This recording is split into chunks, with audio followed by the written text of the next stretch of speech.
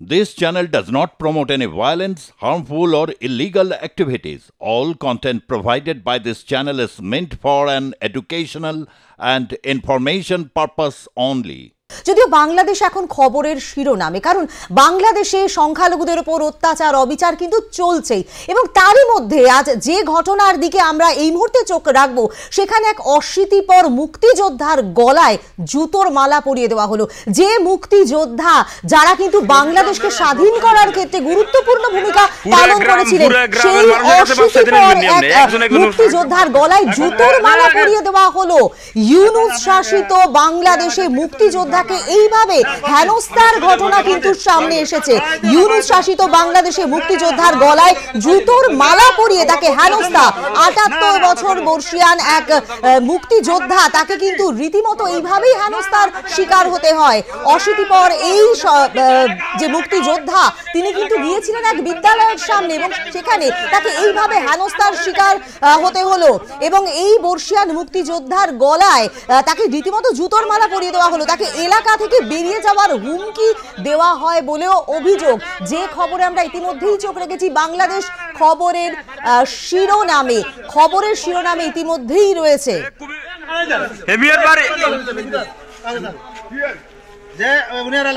পুরো কুমিল্লার বাইরে এলাকা না, কুমিল্লার বাইরে, পুরো কুমিল্লার বাইরে।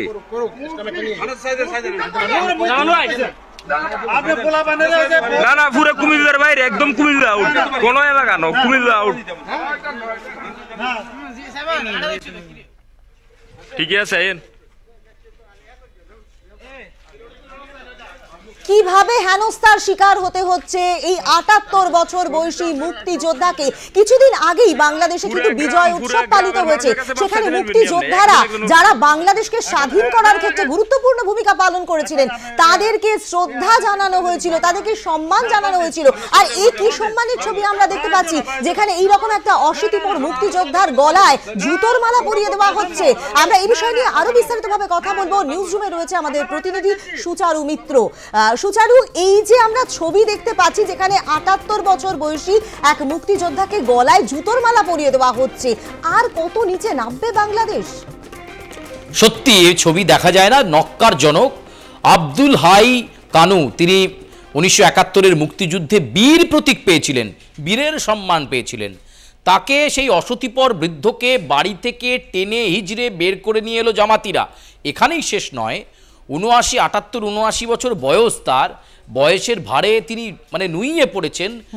তাকে জুতোর মালা পরালো জামাতিরা, সেই ছবি ভিডিও করা হলো, সেটাকে ভাইরাল করা হলো, এবং তারপর অ্যাম্বিয়েন্সের অডিও যখন শুনছিলে, বা দর্শকরা নিশ্চয়ই শুনতে পাচ্ছেন, বা পরে আবার শুনিও, যেখানে বলা হচ্ছে এবারে আপনাকে বাড়ি থেকে বেরিয়ে চলে যেতে হবে, এলাকা আউট, এই শব্দটা শোনা গেল, এলাকা আউট করতে হবে, এবং তিনি বলছেন না, আমি যাব না, আমি আমার বাড়িতেই থাকবো।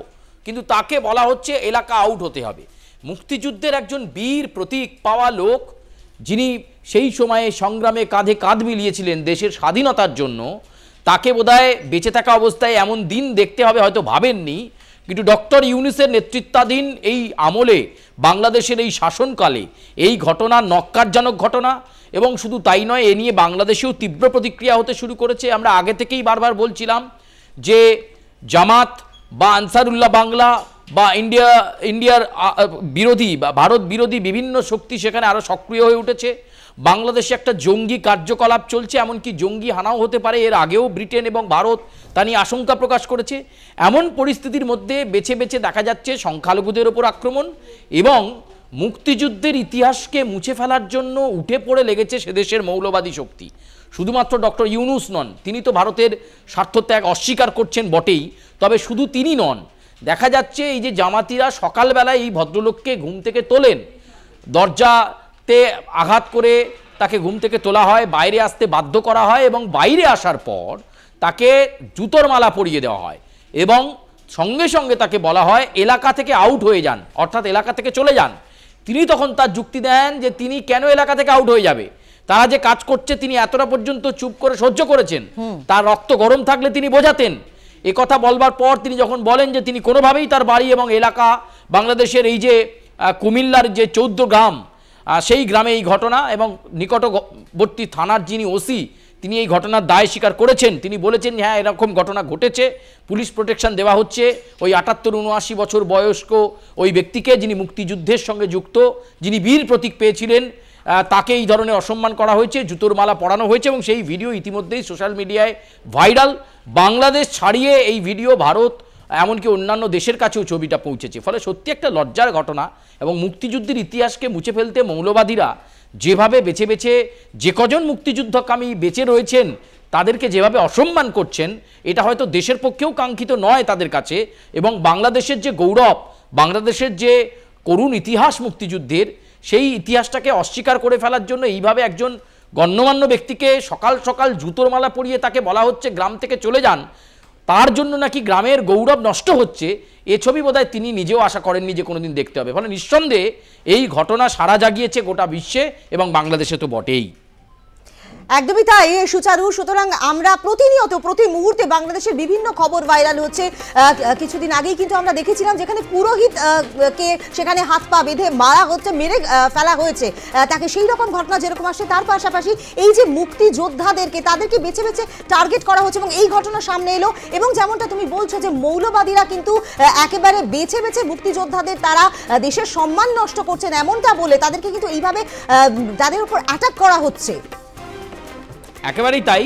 এবং এর আগেও বাংলাদেশের বিশিষ্ট কবি ফারাদ মাজার ডক্টর ইউনূসকে বোঝানোর চেষ্টা করেছিলেন যে যা চলছে দেশে সেটা ঠিক নয়, বাংলাদেশের গৌরব, বাংলাদেশের সম্মান সম্পর্কে খুব খারাপ বার্তা যাচ্ছে।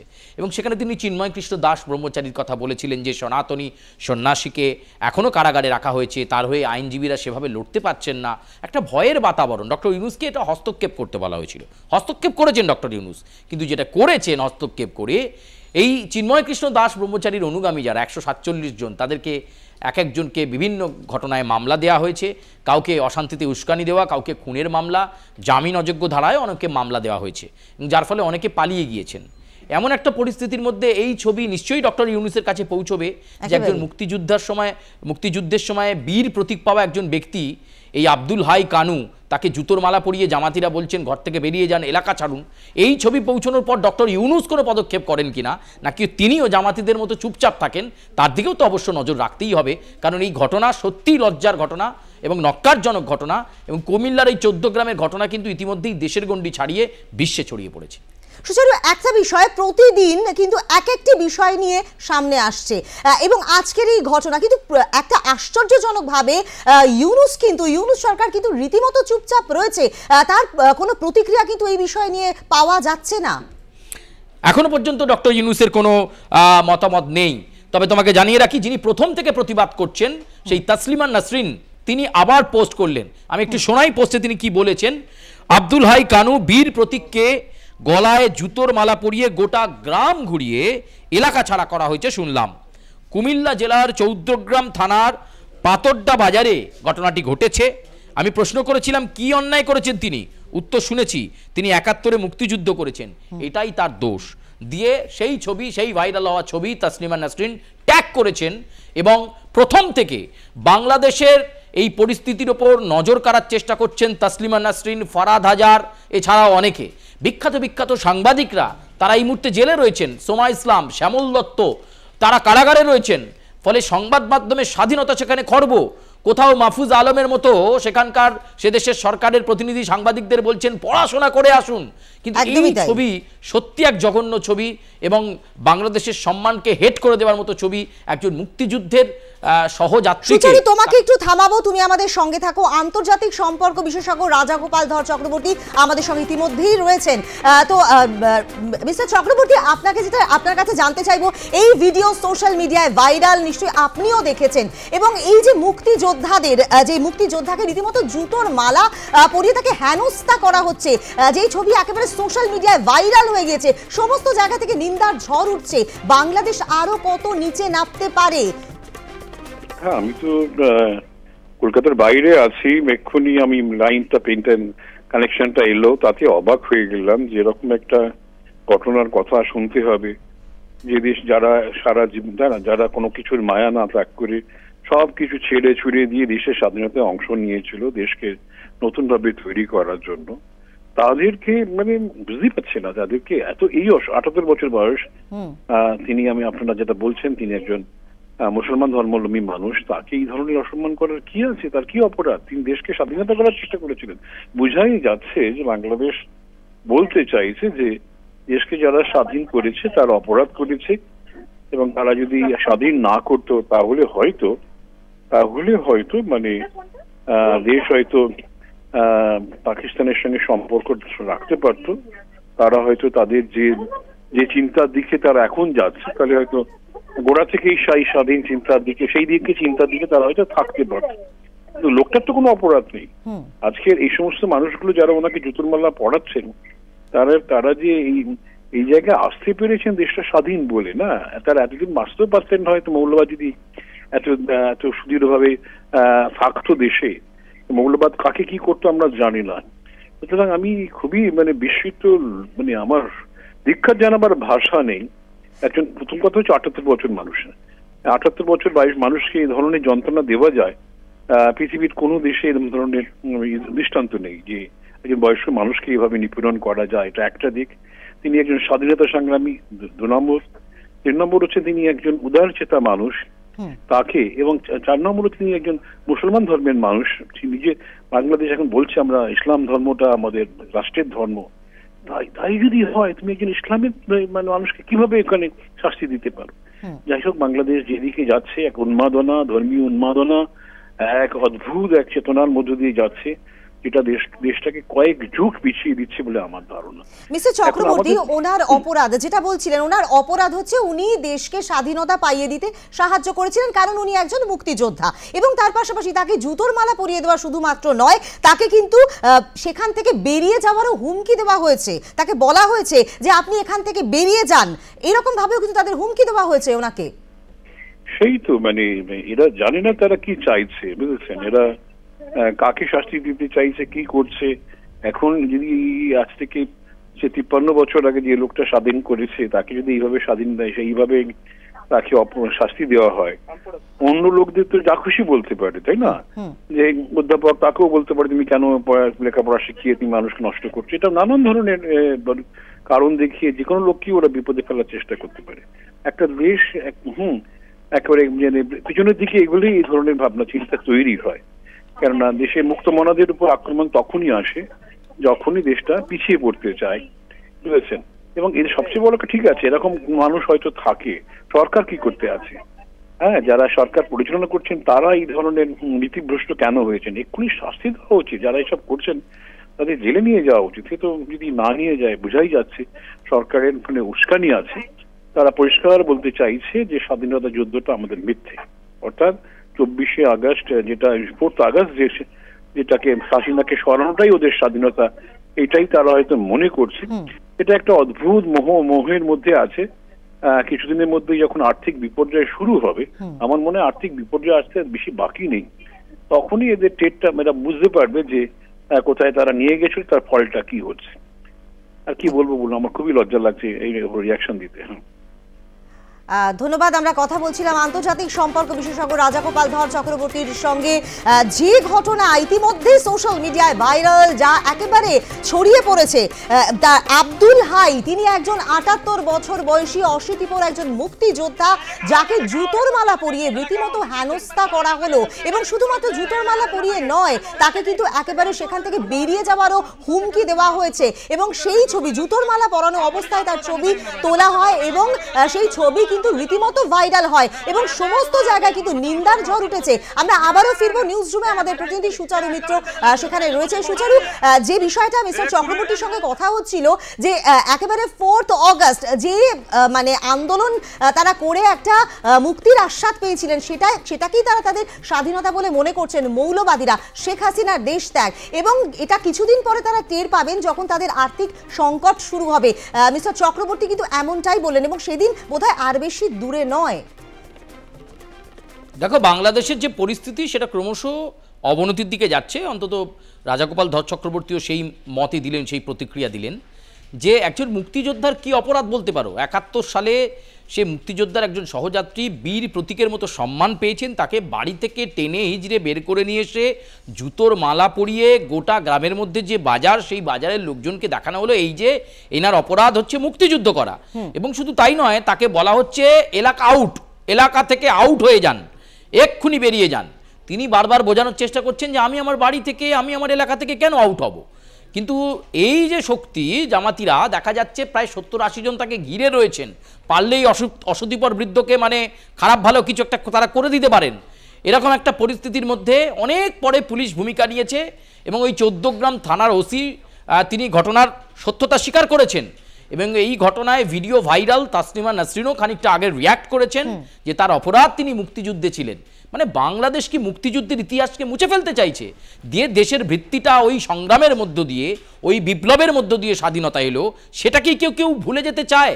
মানে মা বাবা ধরো আমাকে জন্ম দিয়েছে, আমি কি সেই অরিজিনটা ভুলে যেতে পারি? ফলে এই যে মুক্তিযুদ্ধকে গা থেকে ঝেড়ে ফেলার একটা চেষ্টা, এর পেছনে কোন শক্তি রয়েছে? নিশ্চয়ই হিজবুল তাহিরি বা পাকিস্তানের মতো শক্তি, যার সঙ্গে সখ্যতা বাড়াচ্ছেন ডক্টর ইউনূস। এখন দেখার যে অন্তর্বর্তী সরকারের প্রধান উপদেষ্টা বা তার প্রেস সচিব এই যে মুক্তিযুদ্ধের একজন সংগ্রামী, যার কাছে এই জিনিসটা করা হলো, যার সাথে আব্দুল হাই কানু, তার উদ্দেশ্যে তিনি কোনো বার্তা দেন কিনা, তাকে সেফ সিকিউরিটি দেন কিনা, এবং এই কাজের একটা জঘন্য যে কাজ হয়েছে তার জন্য ধিক্কার জানান কিনা ডক্টর ইউনূস বা তার প্রেস সচিব, সেটা দেখতে হবে। একদমই তাই সুচারু। সুতরাং ভারতের সহায়তায় যে মুক্তিযুদ্ধ এবং যে মুক্তিযুদ্ধে বাংলাদেশ একটা স্বাধীন দেশ হিসেবে আত্মপ্রকাশ করে, সেই ভারতবর্ষকে ভুলে গিয়ে কিন্তু যেমনটা তুমি বলছিলে যে পাকিস্তানের সঙ্গে কিন্তু একটা সখ্যতা বজায় রাখবার বা সখ্যতা তৈরি করবার প্রয়াসে কিন্তু তিনি রয়েছেন এবং আমরা সেই বিষয়টাও কিন্তু দেখছি যে ভিসার ব্যাপারটাও রয়েছে। সুতরাং এই জায়গায় দাঁড়িয়ে ভারতকে একেবারে অগ্রাহ্য করা, ভারত দখলের কথাও যেরকম বলা হয়েছিল, হুঙ্কার দেওয়া হয়েছিল ভারত দখল করবে, সেটা সম্ভব হয়নি, সম্ভব কখনোই নয়। কিন্তু পাকিস্তানের সঙ্গে সখ্যতা বাড়াবার একটা চেষ্টা কিন্তু চলছে এবং এই মুক্তিযোদ্ধার কে রীতিমতো অসম্মান জানানো হয়, যেটা তুমি জানালে যে তসলিমা নাসরিনের একটা পোস্ট, এবং রীতিমতো শুধুমাত্র তসলিমা নাসরিন নয়, বিভিন্ন জায়গায় আমরা দেখলাম মিস্টার চক্রবর্তী তিনিও কিন্তু রীতিমতো লজ্জিত বোধ করছেন এই বিষয়ে রিয়াকশন দেবার জন্য। বলছিলাম যে 5ই আগস্টের পর থেকেই ভারত বিদ্বেষী কার্যকলাপ এবং স্লোগান এটা আরও উপরে উঠেছে এবং দেখা যাচ্ছে বাংলাদেশের আওয়ামী লীগ ছাড়া অন্যান্য রাজনৈতিক শক্তি, বিএনপি বা বিচ্ছিন্নতাবাদী শক্তি জামাত, তারা প্রত্যেকেই ভারত বিদ্বেষী সুরকে চড়া করছেন। এমনকি ডক্টর ইউনূসের সঙ্গে পাকিস্তানের প্রতিনিধিদের বৈঠক এবং সেই বৈঠকের পরে দেখা যাচ্ছে আরও ভারত বিদ্বেষী কার্যকলাপ, ভারত বিদ্বেষী কথাবার্তা, মুক্তিযুদ্ধের ইতিহাসকে ভুলে যাওয়ার চেষ্টা, ঝেড়ে ফেলতে চাইছেন সব কিছু ডক্টর ইউনূস। এই প্রক্রিয়া তো চলছেই এবং এর সঙ্গে ভিসা জটও এখনও কাটেনি।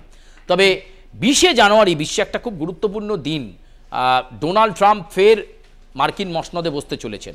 ফলে সেটা বসার পর বাংলাদেশের উদ্দেশ্যে তিনি কি বার্তা দেন, ডক্টর ইউনূসের উদ্দেশ্যে কি বার্তা থাকে সেটা দেখার।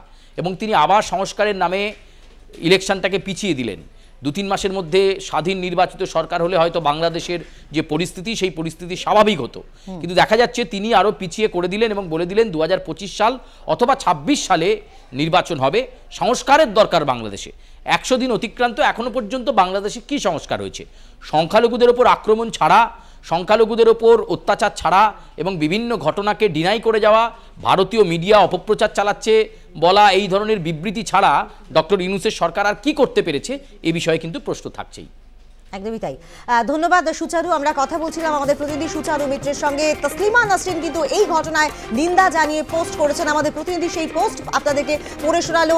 আব্দুল হাই কানু বীর প্রতীকের গলায় জুতোর মালা পরিয়ে গোটা গ্রাম ঘুরিয়ে এলাকা ছাড়া করা হয়েছে, এমনটা তিনি শুনেছেন। কুমিল্লা জেলার 14 গ্রাম থানার এই ঘটনা এবং রীতিমতো তাকে কিন্তু গ্রাম ছাড়া করবারও একটা হুঙ্কার দিয়েছেন মৌলবাদীরা এবং তাকে ঘর থেকে টেনে নিয়ে এসে এইরকম ভাবে জুতোর মালা পরিয়ে কিন্তু রীতিমতো হেনস্থা করা হয়েছে অশীতিপর বৃদ্ধকে এবং সেই ছবি একেবারে সোশ্যাল মিডিয়ায় ভাইরাল। নিন্দার ঝড় চতুর্দিকে এবং ভারতকে অগ্রাহ্য করে রীতিমতো ইউনূস শাসিত বাংলাদেশে মুক্তিযোদ্ধাদের এই অসম্মানকে কিন্তু একেবারেই ভালো চোখে দেখছে না সারা বিশ্ববাসী।